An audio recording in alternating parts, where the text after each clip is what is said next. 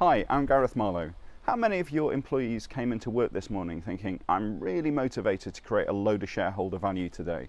I would argue vanishingly small number. So why is it as CEOs and leaders we are often talking in terms of valuation or growth rates? Well, I think it's because those are the things as the leaders that we're often focused on in terms of getting to the next stage, closing the next funding round, getting to an IPO, getting to an interesting acquisition. So obviously those things are important, but they are not really connected to the things that motivate people to get out of bed each morning. So why is that? Well, two reasons, I think.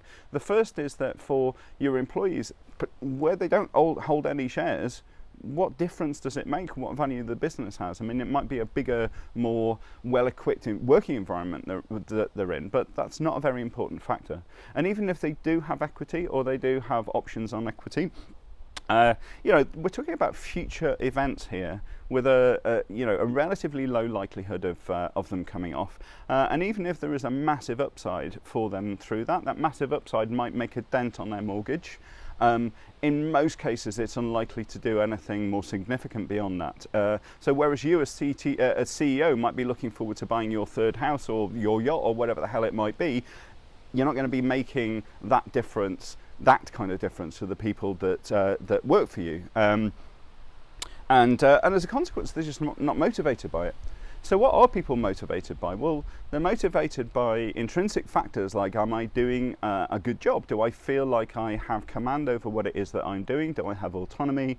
Is the work interesting? Is my team good?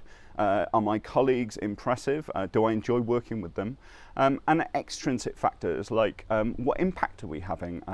One of the companies that I worked with, Sonocent, concentrates a lot about talking about the million students impacted goal that they have. And those kinds of factors are extrinsically motivating. We can talk about lives that we're going to change. That does make a big difference to people.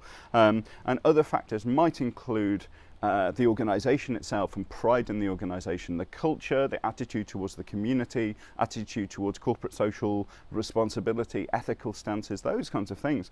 And indeed, where we see those things are weak, we see engagement and motivating dropping. So just taking a look at some of the things that have happened at Google or Microsoft recently over the work that those organizations have done with the US government, that has driven negative engagement from the employees because it doesn't stand well with their values. So bringing it back round, if a lot of the language that you are using as a leader to try to focus your organization on the outcomes that you want is around growth, is around the overall valuation of the business, at best you're just not going to connect with people, and at worst you're going to actively piss them off and make them think that what your motivations are very different from theirs. Because in my experience, that's not true.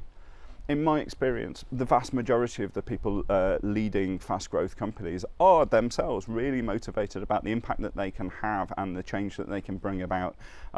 So let's not reduce that simply to these financial impact terms, because really it's going to make a difference to very few people. That's it for today. I'm Gareth. I will see you next time.